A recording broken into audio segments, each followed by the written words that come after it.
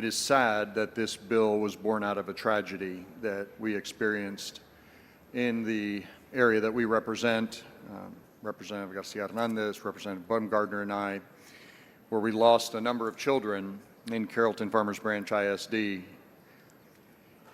In 2003, the Carrollton Police Department dismantled a drug trafficking ring that used social media platforms to distribute counterfeit pills laced with fentanyl. And they did so to students in Carrollton Farmers Branch Independent School District. These deadly pills were trafficked into places that we know all too well: DeWitt Perry Middle School, Dan Long Middle School, and R.L. Turner High School, which I've represented now for over 20 years. The single investigation by Carrollton Farmers Branch Police uncovered a startling statistic. 14 juveniles had overdosed, and of those, we had 4 fatalities.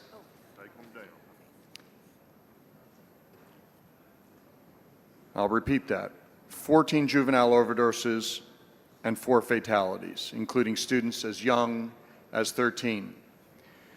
As the Chief of Police, Roberto Arredondo, said, these are not just numbers to us. These are lives lost, their families devastated, and their futures erased. Following the tragedy, the school district interviewed overdose victims, and nearly all had obtained these counterfeit pills through social media. 2 of the impacted families came to testify and share about their children. We heard from Lily Estudillo, who spoke about her son, Jose Alberto. Jose was a 14-year-old student at Long Middle School in the Carrollton Farmers Branch ISD, and he died on January 26, 2023, from fentanyl poisoning. His mother described him as a joyful child. I have a photograph right here, if you care to see it. He loved football.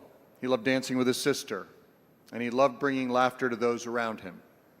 He was found unresponsive in his bedroom after ingesting a counterfeit pill that he got from social media, and it happened to be laced with fentanyl. We also heard from Luis Gonzalez. His daughter, Jocelyn Celeste Gonzalez, died at 15 years old, also from a fentanyl overdose. She received that fatal pill through social media. Her family describes her as having an infectious laugh, a gift of good humor, sarcasm, and always as a jokester. She loved music and would sing her heart out as their in-house DJ. All they have left of Jocelyn are the memories and videos of her antics and her silliness. And if you had heard the testimony on that day, you would have been absolutely moved. They've requested that this body help in this fight against the use of social media sales to move fentanyl that is impacting not only children in Carrollton Farmers Branch members, but children throughout the districts that you represent. This is not an isolated incident, but rather it is part of a statewide epidemic. According to the Texas Department of State Health Services dashboard, and you can look at your leisure, that is part of the governor's One Pill Kills campaign, more than 5 Texans die every day from fentanyl poisoning.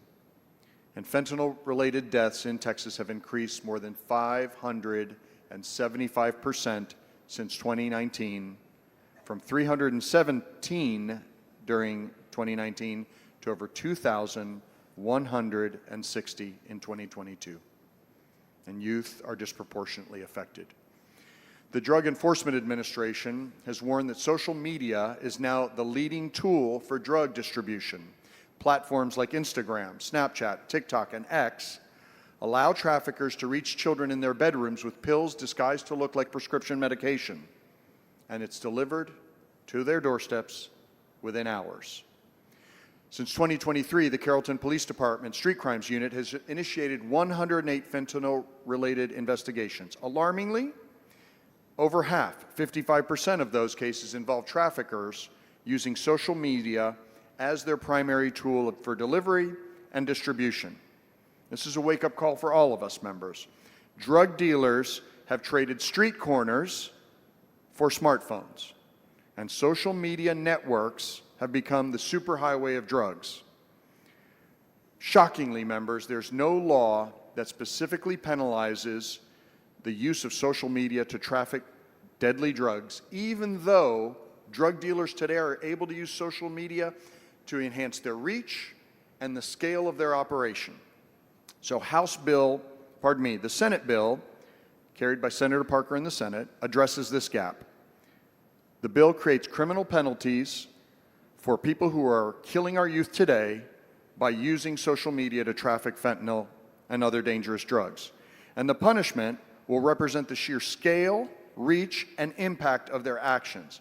We amend the Health and Safety Code by adding a section entitled Use of Social Media Platform for Delivery of Controlled Substances. And if a defendant is proven to having used social media to deliver the controlled substance, the punishment is increased to the next higher category of offense. And if the offense is already a first-degree felony, the punishment is enhanced by 5 additional years in jail, and the maximum fine is doubled. Members, there is an amendment. Following amendment, the clerk will read the amendment. Amendment by Moody. Chair recognizes Mr. Moody. Thank you, Mr. Speaker. Members, we heard this bill in committee, and the stories that we heard were very serious and very tragic, and all kind of fell into the stories that some of us have heard in our communities about fentanyl and how that's being distributed. The bill, however, captured a broad number of provisions under the Health and Safety Code, and so what my amendment does is it drops a portion of 481-120, which is delivery of marijuana, out of the enhancement provision. So that's everything under, it would be everything under 4 ounces, which in our possession categories is a Class A misdemeanor. So it doesn't mean it's not against the law. It doesn't mean it's not going to be punished. It just means that it's not going to be subject to the same enhancement under the bill that Mr. Anchia has. We often say in the criminal justice world, you have to right-size punishments. You need to make sure that that punishment fits the crime. The seriousness of the nature of the tragedies that Mr. Anchia laid out here are ones that I think the committee certainly felt deserved an enhancement. This one probably just needs to stay where it's at and not subject to this particular enhancement. Would still be a state jail felony. It's just only certain categories above 4 ounces would then be ratcheted up to a 3rd-degree felony. And the amendment's acceptable to the author. I move adoption. Mr. Moody sends up an amendment. The amendment is acceptable to the author. Is there any objection to the adoption of the amendment? Chair hears none. The amendment is adopted. Thank you, members. Mr. Anchia. The Senate bill passed out of the Senate with 29 ayes, and I want to thank our joint authors, Representatives Leach, Louderback, and Cook, and Cassandra Garcia Hernandez.